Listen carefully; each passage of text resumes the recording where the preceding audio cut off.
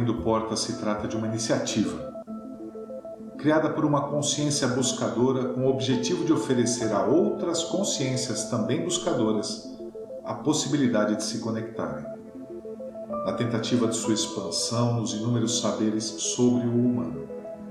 Aqui, nomes ou identidades pertencentes ao mundo cotidiano não são importantes. Portanto, elas serão preservadas no anonimato, permitindo que apenas consciências se manifestem no campo dos saberes. Abrindo Portas não pretende explorar saberes no campo complexo e erudito, e sim pretende transformar temas, mesmo que complexos, em linguagem acessível, cotidiana, para que qualquer consciência que busca sua expansão possa avançar no campo do entendimento dos vários temas que serão abordados. Entendemos que não existe o milagre de saltos quânticos no campo da evolução das consciências humanas. Portanto, não há a pretensão de oferecer um caminho para a iluminação. Existe sim a missão de oferecer a cada encontro pequenos lampejos de luz que mostrem à sua consciência o caminho da sua expansão ao compreender os temas expostos. Basta para isso que você esteja com sua porta aberta, assim como estará a nossa, e permita a troca de saberes. E lembre-se sempre, a porta que permite a expansão da sua consciência somente se abre de dentro para fora. Não há como oferecer expansão quando uma dessas portas estiver fechada. Na nossa última conversa, nós acabamos deixando aqui uma frase para reflexão de todos. E ela diz assim que o homem está sempre concebendo o que ele é consciente de ser. Esta é a verdade que liberta o homem, pois é o próprio homem que sempre se aprisiona ou sempre se liberta. É uma frase complexa, né? Bastante complexa. Então, isso me arremete claramente a eu sou o que sou, né? Ou seja, quando eu estou na minha consciência no nível egoico, né? Eu acabo sendo prisioneiro daquilo que eu acredito, daquilo que eu sou. Tudo o que eu manifesto externamente reflete aquilo que são meus credos e que é minha estrutura, né? E o grande problema que ele coloca, que ele coloca essa frase no sentido de libertar ou aprisionar, que esse que para mim é a chave da questão, né?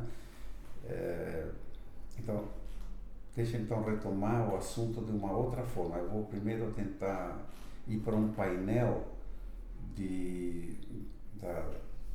da física quântica, para a gente depois voltar à frase, né? Na física quântica sabemos muito pouco. Na verdade, há uma constatação de uma série de fenômenos, né, que ainda não são dominados totalmente. Então, começa pelo fenômeno chamado emaranhamento quântico, onde os físicos dizem que tudo existe lá, né, e que seria um local, ou seria, na verdade ninguém sabe se isso é um local físico ou não, mas nem se sabe de onde que vem, mas o que eles colocam é que tudo viria de lá, né? Por exemplo, uma partícula que de repente desaparece, né? Para onde vai? Ninguém sabe. Uma onda, de onde vem? Ninguém sabe. O que se sabe, por exemplo, é que quando se olha uma galáxia e o pessoal calcula a massa dessa galáxia pelos corpos sólidos que se veem, né? Chega a um número. Porém, quando através de outros instrumentos, espectrômetros e tal, verificam a massa dessa galáxia, acaba vendo que não bate. A massa da galáxia acaba sendo 5 vezes maior do que a massa dos corpos individuais que nela está contido. Exato. E daí vem aquela teoria toda da matéria escura, né? Sim. Da energia escura. Então, assim, ninguém sabe o que é isso, né? Mas o pouco que se sabe é o seguinte, uma onda, né? Por exemplo, uma partícula, na teoria de Einstein, partícula é onda ou partícula, né? Mas vamos começar da onda. O que é uma onda, né? Na verdade, a onda é um fenômeno que transporta energia, mas a sua essência a gente não sabe. Qual é a essência? Tá? Então, a única forma de entender a essência de uma onda é cognitivamente. Ou seja, minha consciência acaba entendendo que existe isso. Tá? Então, veja, quando eu penso, né, e que aí vem o fenômeno da dupla fenda, né? Quando eu penso, eu estou indo a esse local de emaranhamento quântico e penso numa onda, né? Diferente quando eu observo, passo a observar uma partícula que ele de onda se materializa em um corpo sólido. Né? Veja que interessante. Daí vem toda essa teoria da dupla fenda que fala que uma consciência presente que observa uma partícula, ela se transforma em partícula. Uma onda em partícula. Se eu tiro o observador, aquilo lá volta a ser onda. De onde vem tudo isso? Na verdade, a gente não sabe. Mas sabe-se que uma consciência observando esse fenômeno, né, uma onda vira partícula. E aí estamos em um princípio, né, da fecundação da matriz, a transformação de uma ideia em algo físico. Daí vem esse conceito. Né? Então, retomando a frase que o Neville coloca, né, de que somos prisioneiros e eu sou o que sou, né? O que se acredita é que nossos credos, né, aquilo que nós efetivamente acreditamos, materializa o mundo que nós observamos. Né? Então, qual é esse meu mundo que eu vivo, que eu sou prisioneiro dele? Né? Que nós fazemos todos os dias a mesma coisa. Agora há pouco falávamos que reclamamos, né, das mesmas coisas e, enfim, nós repetimos ciclos todos os dias. Né? Esses ciclos que provêm das nossas memórias conscientes e inconscientes dão origem ao mundo ao qual nós estamos vivendo. Como você rompe isso? Como que você se liberta disso? Né? A gente se liberta disso através de, primeiro, ter acesso a novas informações. Informações que estimulem meu raciocínio. Ou seja, estimula o arbítrio de eu pensar diferente. Né? Se há um arbítrio que o ser humano tem, é ele imaginar coisas diferentes. É um dos poucos arbítrios, talvez, que a gente tenha. Ser capaz de pensar algo novo, imaginar coisas novas. Mas isso realmente será novo se eu alimento meu consciente com novas informações e trabalho isso para que isso se transforme num conhecimento. Adquiro uma informação, trabalho, experimento, vira um saber, vira um conhecimento.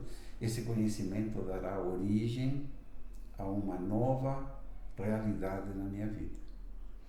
Então, aí vem o conceito que ele coloca de você ser prisioneiro ou ser um liberto, né? Através da busca. Né? Talvez eu já tenha usado esse exemplo aqui em algum programa que a gente gravou, talvez eu já tenha usado ele, mas para mim, à medida que você foi falando, e você foi muito claro, me fez lembrar uma história que eu li há muitos anos atrás de um sociólogo francês, morador de Paris, em que num dia pela manhã, indo até o seu gabinete de trabalho, vê pelo canto do olho um acidente na esquina, entre um carro e um ciclista. Ele corre imediatamente para ver o que estava acontecendo e para ajudar, e quando ele chega no local do acidente, já havia ali alguns pedestres que pararam, e os pedestres levantaram o ciclista e correram todos em direção ao motorista do carro para pedir esclarecimento, que era um absurdo, enfim. E o motorista do carro abriu atordoado e falava, mas eu não fiz nada, né? Não, você atropelou o ciclista, e ele falava, não, mas eu não fiz nada, ele entrou na minha frente, não, nós vimos, e todo mundo afirmava isso. E o ciclista, quando retomou, ele falou, a lucidez, ele disse, não, gente, fui eu que atropelei o carro. Então, por que nós não conseguimos enxergar algo que é tão material? Tem um documentário que vai passar num canal, eu creio que essa semana ou a próxima, de uma antropóloga brasileira, ela é francesa, vive no Brasil, chamada Niese Guidon. E a Niese constatou a presença de fósseis humanos de cerca, se eu não me engano, de 18 mil anos. 18 mil anos na América. E ela levou isso para a Europa para fazer o exame de carbono 14. E ela entregou os ossos, ou parte deles, né? Pediu para datar, fazer a datação. E aí veio a datação, 18 mil anos. Eu não lembro se é 18 ou 28, viu? A coisa é mais séria ainda. E ela pegou e falou assim, aí, catalogado de onde ela tirou aquilo, e o cientista que fez falou assim, isso tem 18 mil anos. Aí ele falou, mas é da América? Ele falou, não, então tá errado, não existe isso. Ela falou, como não existe? Você está catalogando. Não existe. Não havia vida humana de 18 mil anos na América. Então, mesmo diante do resultado da análise, ele olha para aquilo e fala, não, isso não existe. Essa capacidade que nós temos de negar até o óbvio, para mim, o ponto que ele coloca, o eixo dessa frase. Só para onde eu quero chegar, que ele diz assim, o homem está sempre concebendo o que ele é consciente de ser. Qual é o problema do cientista entender que aquilo de fato pode ser algo novo? Porque ele não consegue conceber isso. Da mesma forma que ele se olha no espelho todas as manhãs, ele já sabe o que ele vai ver. Quando ele voltar para casa, ele já sabe quem ele vai encontrar. Ele já sabe como é o filho dele. Ele já sabe como é o trabalho dele. Isso, a meu ver, é o grande fator que nos aprisiona. É perder a noção de que o tempo não é algo congelado. O tempo é fluido. A vida é fluida. E a cada instante, de fato, nós temos a oportunidade de mudar isso. É muito difícil de perceber isso, mas, para mim, são exatamente as pequenas mudanças que vão promover as grandes transformações. Pequenas mudanças. É realmente um avanço, né? A gente realmente é prisioneiro dos nossos credos, né? Sim. E aí eu tenho que citar o Bruce Lipton, né? Com aquele livro, Biologia da Crença, né? A Biologia da Crença, porque é fantástico, né? Ele prova que realmente nós somos resultado das nossas crenças, né? E aí me veio uma outra situação. Todos nós acho que passamos por isso na escola primária ou no laboratório de física, né? Quando o professor pega a limalha de ferro, né? Lembra o pó de ferro, né? E coloca numa folha e, enfim, a limalha se esparce conforme você a jogou. Mas quando você coloca um ímã por baixo, né? Ela assume uma estrutura, né? E o Bruce Lipton coloca exatamente isso, né? Que, por exemplo, um corpo com câncer, as pessoas ficam buscando na estrutura física a causa, né? Porque é isso que enxergamos. Então, ele fala assim, é igual que a limalha. Não adianta você ficar buscando nas partículas de ferro a origem da estrutura que foi formada na folha. Porque a causa a causa está na força que emana do ímã. Então, um câncer, né? Não adianta você destrinchar a célula, porque você não vai achar a causa aí. A causa está na energia que modela a matéria, que modela a estrutura, né? E nós, no cotidiano, e essa frase me remete muito a isso, né? A gente só enxerga o denso, né? Só enxerga aquilo que é energia condensada. E isso remete a outra questão. Tudo é energia, né? A gente já falou de que a consciência, Deus, luz, enfim, a consciência universal, né? Então, assim, o que nós enxergamos matéria é forma diferente da mesma essência, que é a energia universal.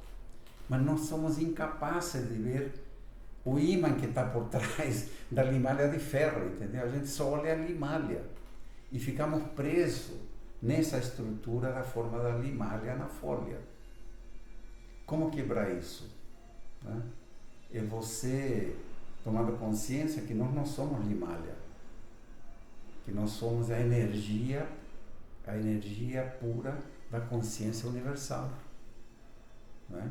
E para poder trazer isto ao consciente, precisamos primeiro nos liberar da consciência egoica, para poder ascender, né, e receber mais informação de uma consciência mais próxima da consciência universal, né, ou de Deus, ou enfim, dessa luz, né? Então, assim, é interessante, né, porque, veja, o ímã está presente no ferro, mas nem todo ferro é ímã, né? Então, temos que entender de que nós não criamos a condição de ímã. Ele já existe no universo. Ele apenas se manifesta. E assim se manifesta a nossa saúde, assim se manifestam todos os fenômenos do nosso dia a dia, porque há por trás uma consciência, né? E como Bruce Lipton coloca esse exemplo de que nossos credos modelam, né? Ou seja, nosso universo, meu corpo, trilhões de células, né? Meus sentimentos, meus pensamentos criam esse campo energético que vai dar origem a meu corpo e vai dar origem ao mundo que me circunda e aos fenômenos que ocorrem neste meu mundo, proveniente dos meus credos. E eu estou preso a esse mundo. Se eu quero sair desse mundo, preciso mudar a forma de pensar, de sentir, né? E se pressupõe que a gente suba o nível de consciência para algo mais sutil, né? Para poder livrar-nos, né? desse mundo preso, né? Usando uma outra frase que já é um jargão praticamente, que diz que burrice é achar que fazendo todo dia a mesma coisa você vai ter um resultado diferente, né? Exatamente. Eu sei que é difícil de muitas vezes tentar entender esse processo, porque mesmo a pessoa ouvindo a nossa conversa, ela vai pôr a mão na mesa na casa dela e vai falar, pô, mas isso aqui é uma mesa, né? Isso aqui é uma geladeira. E de fato ela está certa. Cada ponto da limalha de ferro é ferro. Mas isso não tira a existência da força que sustenta essa estrutura. Exatamente. Então é uma questão de escolha, enxergar o que a gente vai ver de fato. Isso tem fator. Aí sim entra a nossa crença, entra a nossa cultura, entra quem somos. Porque quando eu vejo a geladeira, eu posso muito bem ver um objeto de ferro inanimado, ou eu posso tentar entender a energia que está sustentando aquelas partículas a se unirem e permanecerem no formato de uma geladeira. Da mesma forma, quando eu vejo um ser humano, e isso é absolutamente comum, comum a justificativa, porque você encontra uma pessoa depois de muito tempo, a primeira coisa, é uma frase quase comum em 90% dos casos, é: olá, bom dia, tudo bem? Nossa, você está bem? Você engordou? Ou você está bem? Você emagreceu? Nossa, você está jovem? Não. você está olhando as partículas, né? Você está olhando a limalha de ferro. Você continua enxergando o que você quer ver. Essa pobreza, ela não é de quem está sendo observado, essa pobreza é sua.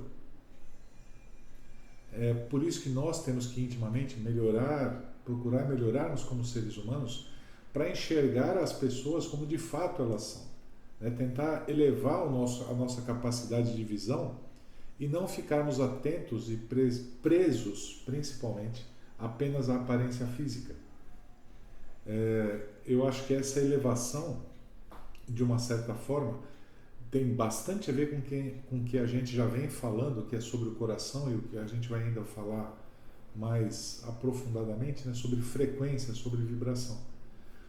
Mas eu creio que essa liberdade, ela é exatamente isso. Nós temos individualmente a liberdade de enxergar os fatos da forma que bem quisermos, ou como algo absolutamente inanimado, ou como algo que está sendo sustentado por uma força divina.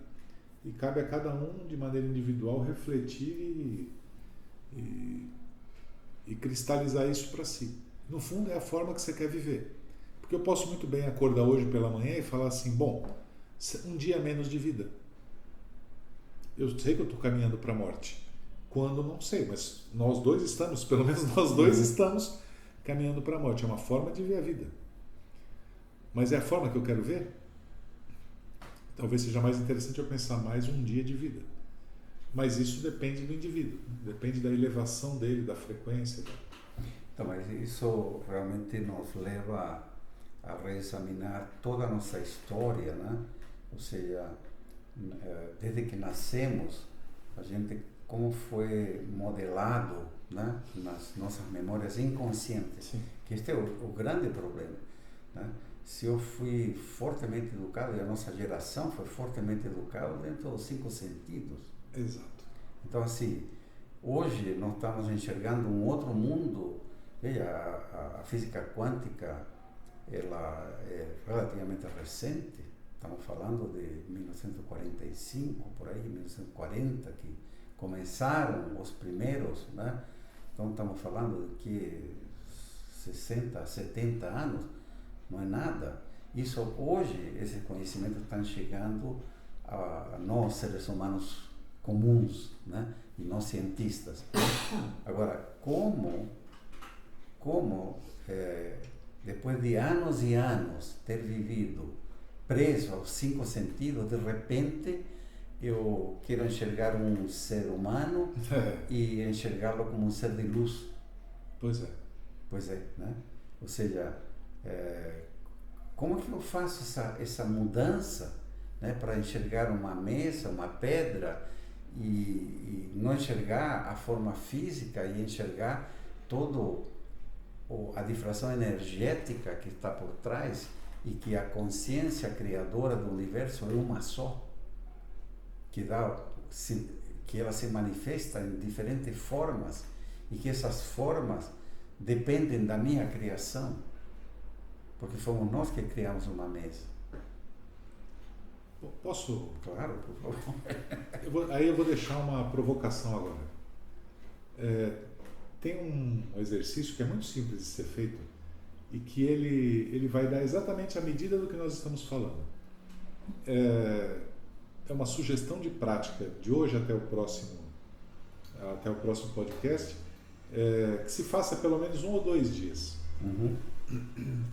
Quando você olhar qualquer pessoa à sua volta, tenta imaginar essa pessoa quando era criança. Tenta falar, mesmo conversando com ela, você vai comprar pão, tem um cara lá te atendendo. Olha para o rosto dele e enxerga ele criança, como se você estivesse falando com uma criança. Olha o jeito, você fala, já pensou esse cara aqui criança, essa mulher criança, como é que era? Mas falando com um adulto. Observa, e isso é muito interessante, porque eu já fiz isso muitas vezes. Muda. Por incrível que pareça, muda. Tenta fazer isso. Tentem fazer isso, que sinceramente eu acho que dá para entender essa mudança de visão que a gente está tentando falar. Claro que não dessa maneira simplista, mas vai dar para perceber que dá. Uhum. Que dá. Então, acho que esse é um excelente exercício. Um outro exercício que a gente já várias vezes nós falamos, que é aquele exercício da respiração, né? Sim. Mas veja, relendo e reestudando o livro do Neville, ele coloca o seguinte, que quando você começa a fazer o exercício da respiração, e ele coloca, na verdade, isso com dois aspectos, né? Na hora que você vai dormir e na hora que você faz o exercício da meditação, né? Eu vou focar na questão da meditação, que você senta confortavelmente, né? Começa a focar tua consciência na respiração para dentro do coração e começa a haver um adormecimento, né? Físico. Porém, você está consciente. Sim. Ou seja, teu córtex frontal continua trabalhando, né? Só que fisicamente você começa a não sentir mais o corpo. Pelo menos se fizer este exercício até este ponto de você concentra na respiração e adormece o corpo, você vai chegar a um ponto onde a conexão entre o córtex frontal, que seria o raciocínio consciente, e o inconsciente, a barreira é muito pequena. Ou seja, para você reprogramar teu inconsciente, que a gente vai falar disso mais para frente, tá? Este é um ponto de partida para você, nesse estado, fazer raciocínio sobre novas verdades que você quer plantar no teu inconsciente. É o estar no limiar, né? Exatamente. Aí, pegar o gancho do que você está falando, eu vou até alterar um pouco essa ordem, mas se você me permite, eu acho que se encaixa bem, que é deixar a frase para a próxima discussão. Ok. A única maneira de mudar a insatisfação é tirar a atenção das causas que parecem reais e desenvolver a consciência de ser aquilo o que deseja ser ou o que precisa ser. Eu acho que é um bom link, é exatamente no ponto que você está encerrando a discussão. Perfeito. E vamos em frente.